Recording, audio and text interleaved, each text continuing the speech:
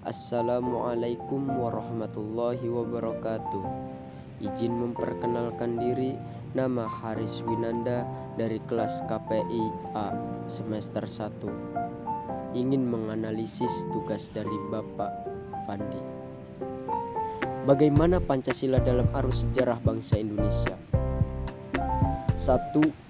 Periode pengusulan Pancasila. Jauh sebelum periode pengusulan Pancasila, cikal bakal munculnya ideologi bangsa itu diawali dengan lahirnya rasa nasionalisme yang menjadi pembuka ke pintu gerbang kemerdekaan bangsa Indonesia.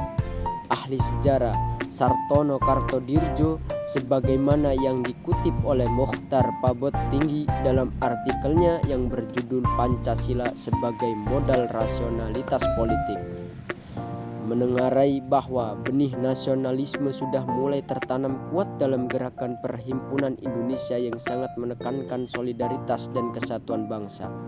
Perhimpunan Indonesia menghimbau agar segenap suku bangsa bersatu teguh menghadapi penjajahan dan keterjajahan.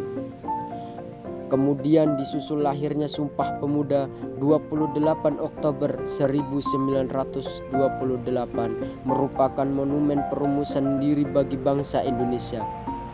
Kesemuanya itu merupakan modal politik awal yang sudah dimiliki tokoh-tokoh pergerakan sehingga sidang-sidang maraton PPU PKI yang difasilitasi Laksana Maeda. Tidak sedikit pun ada intervensi dari pihak penjajah Jepang.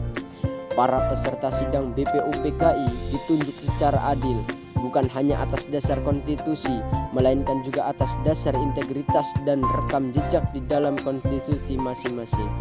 Oleh karena itu, Pabot Tinggi menegaskan bahwa Dikjum John Stuart Mill atas dasar sesuatu tentang keniscayaan mengumpulkan the best mind atau the best character yang dimiliki suatu bangsa, terutama di saat bangsa tersebut hendak membicarakan masalah-masalah kenegaraan tertinggi, sudah terpenuhi. Siapa sajakah tokoh-tokoh yang berbicara dalam sidang BPU PKI tersebut?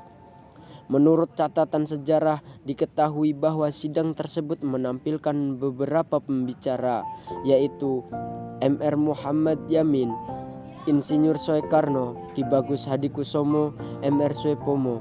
Keempat tokoh tersebut menyampaikan usulan tentang dasar negara menurut pandangannya masing-masing. Meskipun demikian, perbedaan pendapat di antara mereka tidak mengurangi semangat persatuan dan kesatuan demi mewujudkan Indonesia merdeka.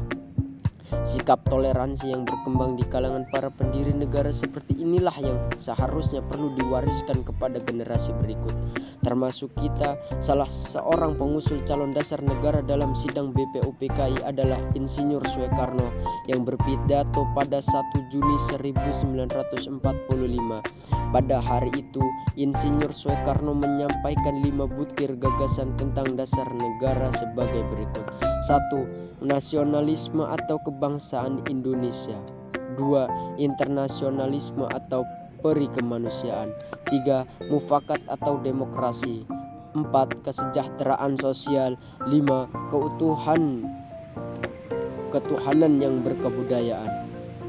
Berdasarkan catatan sejarah, kelima butir gagasan itu Soekarno diberi nama Pancasila. Selanjutnya, Soekarno juga mengusulkan jika seandainya peserta tidak menyukai angka 5, maka ia menawarkan angka 3, yaitu Trisila yang terdiri atas sosionasionalisme, sosiodemokrasi, dan ketuhanan yang Maha Esa. Soekarno akhirnya juga menawarkan angka 1, yaitu Ekasila yang berisi asas gotong royong. Periode perumusan Pancasila, hal terpenting yang mengemuka dalam sidang BPU PKI kedua pada 10-16 Juli 1945 adalah disetujuinya naskah pembukaan hukum dasar yang kemudian dikenal dengan nama Piagam Jakarta. Piagam Jakarta itu merupakan naskah awal pernyataan kemerdekaan Indonesia. Pada alinea keempat Piagam Jakarta itulah terdapat rumusan Pancasila sebagai berikut. 1. Ketuhanan dengan kewajiban menjalankan syariat Islam bagi pemeluk-pemeluknya.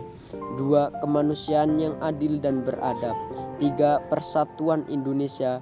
4. Kerakyatan yang dipimpin oleh hikmat kebijaksanaan dalam permusyawaratan perwakilan. 5. Keadilan sosial bagi seluruh rakyat Indonesia.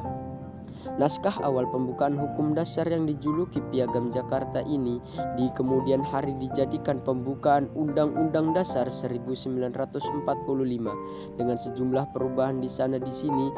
Periode pengesahan Pancasila, peristiwa penting lainnya terjadi pada 12 Agustus 1945.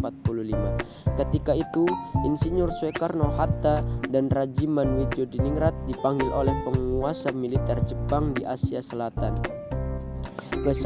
Kesaingan untuk membahas tentang hari kemerdekaan Indonesia sebagaimana yang pernah dijanjikan namun di luar dugaan ternyata pada 14 Agustus 1945 Jepang menyerah kepada sekutu tanpa syarat. Pada tanggal 15 Agustus 1945 Soekarno-Hatta dan Rajiman kembali ke Indonesia.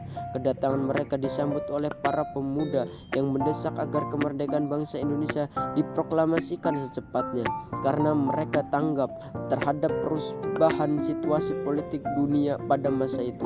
Para pemuda sudah mengetahui bahwa Jepang menyerah kepada sekutu sehingga Jepang tidak memiliki kekuasaan secara politis di wilayah pendudukan termasuk Indonesia. Perubahan situasi yang cepat itu menimbulkan kesalahpahaman antara kelompok pemuda dengan Soekarno dan kawan-kawan sehingga terjadilah penculikan atas diri Soekarno dan Muhammad Hatta ke Rengas Dengklok. Dalam istilah pemuda pada waktu itu mengamankan tindakan pemuda itu berdasarkan keputusan rapat yang diadakan pada pukul 24.00 waktu Indonesia Barat menjelang 16 Agustus 1945 di Cikini nomor 71 Jakarta melalui jalan berikut. Akhirnya dicetuskan proklamasi kemerdekaan Indonesia pada tanggal 17 Agustus 1445. Indonesia pada tanggal 17 Agustus 1945. Teks kemerdekaan itu didiktakan oleh Muhammad Hatta dan ditulis oleh Soekarno-Hatta pada dini hari. Dengan demikian, naskah bersejarah teks proklamasi kemerdekaan Indonesia ini digagas dan ditulis oleh dua tokoh proklamator tersebut, sehingga wajar jika mereka dinamakan Dwi Tunggal. Selanjutnya, naskah tersebut diketik oleh Sayuti Melik. Rancangan pernyataan kemerdekaan yang telah dipersiapkan oleh BPUPKI yang diberi nama Piagam Jakarta akhirnya tidak dibacakan pada 17 Agustus 1945 karena situasi politik yang berubah. Itulah menganalisis dari saya. Kurang lebihnya mohon maaf. Wassalamualaikum warahmatullahi wabarakatuh.